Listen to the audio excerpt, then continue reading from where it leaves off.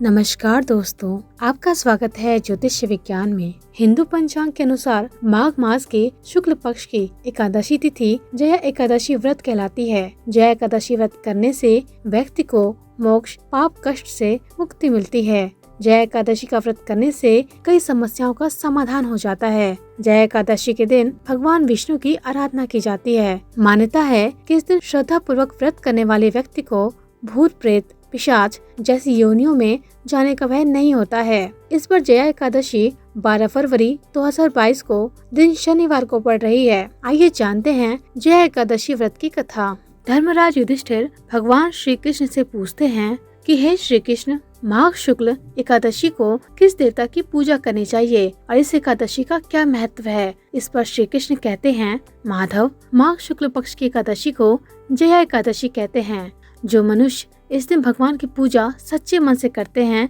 और व्रत रखते हैं, उसे भूत पिशाच की योनि से मुक्ति मिल जाती है। चलो मैं तुम्हें जया एकादशी के प्रसंग के बारे में बताता हूँ। एक समय नंदन वन में उत्सव का आयोजन हुआ, जिसमें सभी देव और ऋषि मुनि शामिल थे। उस उत्सव में गंधर्व कन्याएं नृत्य कर रही थीं और गंधर्व गीत गा रहे थे। उनमें माल्यवान नाम का एक गंधर्व गायक और पुष्यवती नाम की एक नृत्यांगना थी। माल्यवान को देखकर पुष्यवती उस पर मोहित हो गई और माल्यवान को रिझाने लगी। वहीं माल्यवान पर भी उसका प्रभाव दिखने लगा और वह सुर ताल सब भूल गया, जिसके कारण संगीत लय विहीन हो गया और उत्सव का आनंद फीका पड़ गया। उत्सव में शामिल देवों को ये बात बहुत बुरी लगी। देवों के राजा इंद्र ने क्रोध में दोनों को श्राप दे दिया, जिसके परिणाम स्वरूप दोनों स्वर्ग से पृथ्वी पर आ गए और मृत्यु लोक में हिमालय के जंगल में वे पिशाचों का जीवन व्यतीत करने लगे।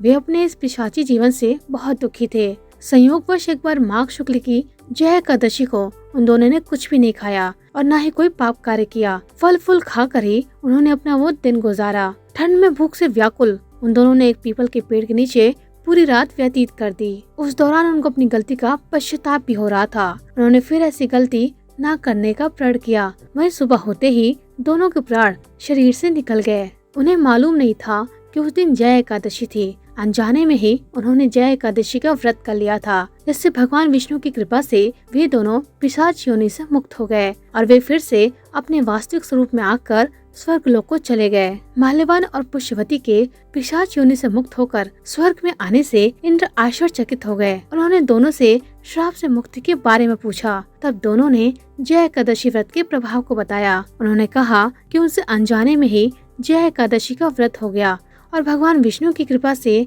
वे दोनों पिशाच योनि से मुक्त हो गए। इस तरह से जया एकादशी का व्रत करने से लोगों को अपने पाप कर्मों से मुक्ति मिलती है। अगर आपको हमारी वीडियो पसंद आई हो या इससे आपको कोई जानकारी मिली हो तो इसे अपने दोस्तों और परिवार के साथ जरूर शेयर करें और ऐसी ही रोचक जानकारी के लिए हमारे चैनल ज्योतिष विज्ञान को लाइक और सब्सक्राइब करना ना भूलें।